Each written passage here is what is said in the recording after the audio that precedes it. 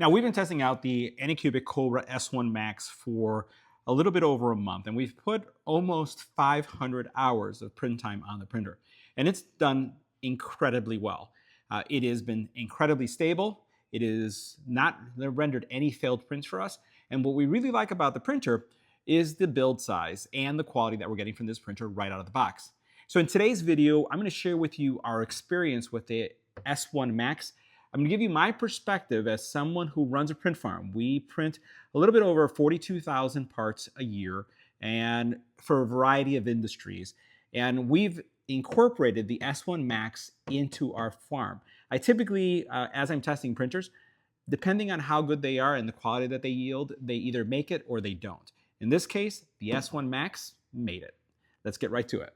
Now, the Cobra S1 Max is large, but it's not just about the sheer size of the build plate that makes this printer unique, but there have been several thoughtful upgrades that I've come to appreciate about the printer. And I've had several of the Anycubic line printers that we've been using and testing out. And while some of them have made it into our print farm, this one, though, because of its sheer size, is really taking a special place in our print farm when it comes to large jigs and parts that we print. We print a lot of material, as I mentioned, for pad printers, laser engravers. Also, we do some accessories and some automotive parts in our farm. And one of the things that I've been looking for is large format printer that goes really far beyond what you would find in the bamboo line. And frankly, we have a lot of bamboos. The majority of our farm is a bamboo line, but the sheer size of the bed really helps us satisfy a specific market of jigs that we are creating. The printer, I just wanted to highlight, has several upgrades. The actual here, the ACE, this is the ACE2. This has some significant upgrades to it that have made it incredibly reliable. And I'm going to share with you what we found here. The print bed as well, when it comes to, I would say, the release of materials, once the bed cools, it's been effortless. I really like the fact that there is no really stickiness when you're removing the actual products from the bed. And you'll notice that for over 500 hours of print, when you look at this print bed, it looks like it's brand new. Now, some printers that have a problem with the Z-axis that are printing too low will tend to maybe not bite into the PEI sheet, but as you're removing the print, the actual material comes off with it. That's not the case with this printer. And I want you to, again, to realize that we've done over 500 hours of printing. And the average print time for some of our parts that we're printing on this could be 3 hours, could be 7 hours, could be overnight because of the size of the models and the quality that we're looking to get. Now, as we take a look at the Cobra S1 Max from the inside, again, I want you to appreciate that we have run over 500 hours of print jobs on this printer, and you'll notice how well this PI sheet has held up. You'll notice that in some other print beds, over time, the actual bed itself starts to wear. Some of that material comes off, and you can see some shadows of some of the things that we've been printing. You notice these circular areas here. It's because we've been printing golf ball jigs on this. And the golf ball jigs do take quite a bit of time, and these are golf ball jigs that we're printing for UV printers. So you'll notice here some of the shadows there, but overall, and we'll bring this bed out, this has held up really, really well. The shadows don't bother me that much. What bothers me is when material comes off. And by the way, you can flip this over if you'd like. You can definitely do that. Now, you do have two cooling fans, one on each side. You do have filter in the back. And then the nozzle has been upgraded. So this is an easily removable nozzle that doesn't require any kind of tools. This entire piece comes out, and then you just put it back. You'll notice here, this is the actual cover. The cover has some venting here, or not some venting, some channeling that allows the air to come in to cool off your prints, and everything is magnetic. Now, in addition to having a great bed, 350 by 350 by 350, it also has a heated active chamber. So printing PETG, if you're looking at ASA, carbon fiber, you'll be able to print it with this printer. It goes up to 65 C. The nozzle temperature, the hot end, is going to go up to 350 C. Now, I do like the new ACE2 Pro, and you're going to see some changes that they made in it that make it a lot easier, especially if you're using paper-based, I would say, or the cardboard-based filament rolls that in the previous versions would kind of like bounce around. I didn't get that at all with this version. Now, the other thing I like about the printer is that if you want to wipe this clean, and I do have some filament here, I'm just going to go ahead and kind of try to pull it back. All you have to do is bring it out so you can see the filament right here. There are no lips here, so there's nothing that gets caught or stuck inside. Definitely, this is a Core XY printer, and it's going to have the speeds that you would expect from other printers. However, what I found is the filament profiles can be updated somewhat. The average time to print on this printer compared to, let's say, print jobs of similar size on other printers is about 30 minutes slower. And I'm going to look at tuning those actual profiles to get them to match the speeds of my other printers. Now, the interface of the Cobra S1 Max is pretty straightforward, very graphically rich. You can see these are all the prints that we've been printing. So you'll see some vent assemblies. You'll see, again, a lot of the jigs that we print. And I'm going to show you some of the print examples, but just to give you a sense of how long we're printing. 8 hours and 43 minutes. That's the length of this print job. And again, I could go back and just print this, but we've been doing a lot of this. So this is all the history. So you can actually go into the history and then you can print the print that was already there. It does do, again, it does have a camera. You can get what the print jobs were to look like. You can delete it, you can export it, and then review it if you like. We don't really use it that much in that manner. You do have your filament, again, through the ACE2. We don't do a lot of color printing because of, I would say, filament waste. This printer doesn't perform any differently than other printers that are using this type of technology and an AMS to do multicolor. So it's not going to be as efficient for sure like a Snapmaker U1, but it's also not going to be any worse than any of the other printers that are on the market. In our case, how we use all these spools is to have multiple spools of the same color so that we can print really long in our print farm and not have to worry to switch off spools.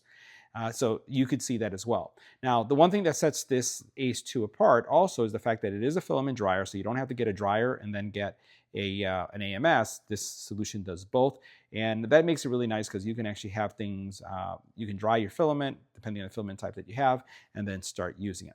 And then you can notice here I can turn on filament backup, which means if I have multiple filaments of the same type, brand, and color, it will just switch from one to the next. Here, pretty straightforward. These are the type of controls that you would expect from any printer, and you can see your input shaping. You can see, again, your auto leveling, noise reduction. So these are things that you can go ahead and calibrate. One of the things I was asked is if you can actually turn off the beep, and the answer is you can. So now it gets really quiet. I kind of prefer not having the beep. I just want to show you that it's pretty simple. All you have to do is tap that, and it's pretty much done. Now, I have this connected via Wi-Fi, and I am shooting things to it through the Anycubic slicer software. And we just, again, haven't had any problem whatsoever with the printer. But I like the UI. I think the UI is really straightforward, and it's just easy to use. Now, there's several print files that we found on the drive. We primarily printed the actual filaments or the filament waste bin, and you're going to see that in a second. And then we did the benchy just to see how well it printed. Now, the door for the S1 Max is glass. So it's not a plastic door. And what I like about it is wherever you leave it, that's where it stays. So it doesn't swing freely, right? And when you open it, it doesn't really open completely out, but it opens up pretty wide enough to be able to take out the build plate if you have a large print. And then as you can see here, you can just bring it back easily. But it is also seems to be magnetic. So when I close it, it requires a little force. It doesn't just come out easily. And I pull, and there it comes out. But watch this, right? But it stops with every piece. So when I push it, you get that effect, right? So it's not going to slam on you unless you really slam it on purpose. In the back of the printer, you'll see their ACE2 pretty much working just like the previous generations. It does have a data cable, which you should never remove when it's powered on, only remove it when it's powered off. This is a powered box, so it does require power because of the heating elements that it has inside, unlike some other AMSs that don't require it because they don't have the need to draw that much power because they don't really heat. At first, I wasn't a fan of all the PTF tubes just coming out like this and rusting. There are things that you can do to tidy this up a little bit. I have not done that yet because this is not its final resting place. But you'll notice here all the tubes come in. They come into this area here, which then leads into the printer. On the side of the printer, you'll find you have your external spool holder. I don't have the spool holder on because when I put this on our racks, this is going to get in the way. And then you'll see that this, for the first time, I don't really know of many printers, this printer actually has a side poop tray, not a rear poop tray, but a side poop tray. And this is actually one of the models that we printed that was on the disc. It's big, it's heavy, and it's also deep. Now, the very first print job we ran on the actual Cobra S1 Max was this poop tray. Really large. It's also heavy too, so it's a solid poop tray. And you can see, once again, how thick it is. The actual quality is really good, so no real layer lines are visible. So you can see how clean this is. And I forget how many hours this took, but this took a while to print. And it just rests here on the side. Now we also did the traditional benchy because, hey, why not? Everybody does them. So here it is. And you can see that the quality was pretty good for this benchy. There's some defects that you see right here. Arches are decent. I don't really judge the quality of a product based on the benchy itself, but you can see that there's some defects on here.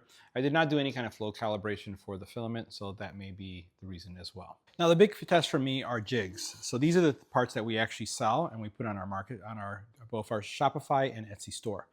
And you'll notice this right here. This is one of the pieces. There was a filament change right here that took place, so you can see that there's a difference here. But I normally don't see much of a difference in our other parts when I switch filaments. This is about 8 hours to print, and you'll notice that this first level is very, very clean. No spots, no defects. This is a perfect print for us. And then also when it came to the actual supports, because it did have some supports here, there are no leftover supports, fuzz or anything like that I had to use any kind of heat gun to clean up. We also print parts like this, and I left the actual supports on, but this is a different part that we have. This is a blast gate type solution that we have set up for a laser, and this is something that we have on our store. These just come off, and this is about a 8-hour print as well. So, but really good quality. You can see what the quality looks like on the top. You can see what the quality looks like on the side right there. Let's see if I can get you guys to see that in focus. All right, so this is the kind of stuff that we like putting out. And frankly, it's the kind of quality that we like to have when we put a product out in the marketplace. Now this is a hat jig. We printed this on the machine for the EBPMAN E1. It's a hat clip jig, so you put hat clips here and then the UV printer prints on top of it. And with this type of printer, because the bed's so large, we can actually have 3 of these printed at the same time. And as you can see right there, the quality is really, really good, right? This is definitely a production piece that we would put out and put it on our store. Now we also print jigs for lasers, and so this is a laser jig. This takes about 4 hours, and this is for metal bands, and it was also printed on the printer. Really no issues, no defects. And again, like I mentioned, our farm is primarily bamboo, and I can intermix these jigs with the bamboo jigs, and no one can tell the difference. It's both dimensionally accurate as well as it is just a very clean print. Now, with all the UV printers hitting the market, one of the things that we built right here is this is a Challenger coin jig where you put Challenger coins, and then these coins basically are printed on. And you can see again how clean this is. Now, the real power of the printer, because of the size, is being able to create larger prints, right? So going from something that looks like this, which is kind of small, to something that is large like this is something I can't do. Like this jig, I can't print it on an H2D, an H2S. It just can't print because it's too big. And that's kind of like my challenge with the bamboo line, and why this is something that we like as a specialty printer, because I could get this large print jobs out of it. The quality of the bamboo line is really good. And like I said, this one and the bamboo have similar quality when it comes to overall appearance. But the bed size on this, there's no competing with this. The fact that I can print this without any kind of worry, and even though it takes a long time because of how much material there is here, it still works out really well for us. So we'll be incorporating this printer into our bed, incorporating this printer into our farm because of the overall quality. Now, as you can see from the very top of the printer, you can also see that this area right here is glass. So everything here is really nice. You have the AMS, and I'm going to make sure that this is open as we open it up. Their ACE2 here. A couple things have changed with the ACE2. First of all, it does really well when it comes to pulling your filament. I haven't had any kind of filaments blocked here.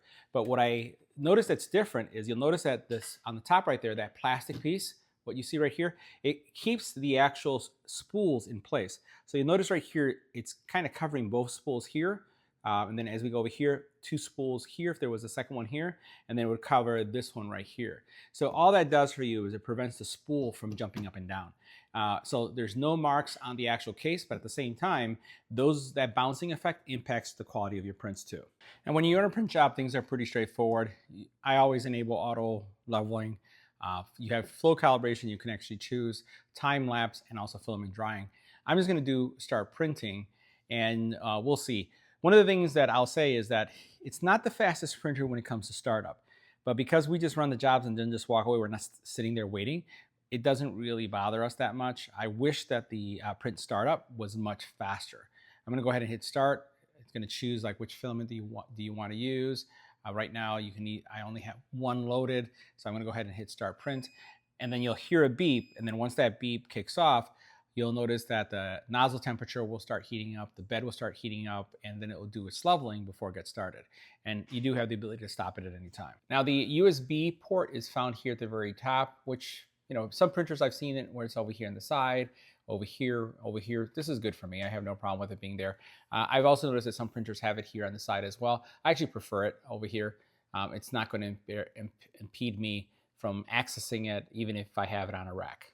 The printer is also a very quiet printer. Let me go ahead and bring the sound meter so you can see how loud it is.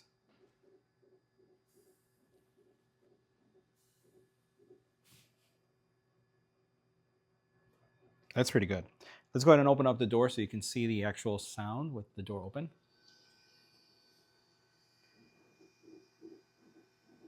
All right, so it goes up a bit.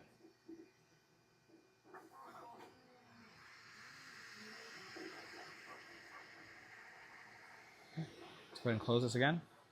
Now that it's sped up.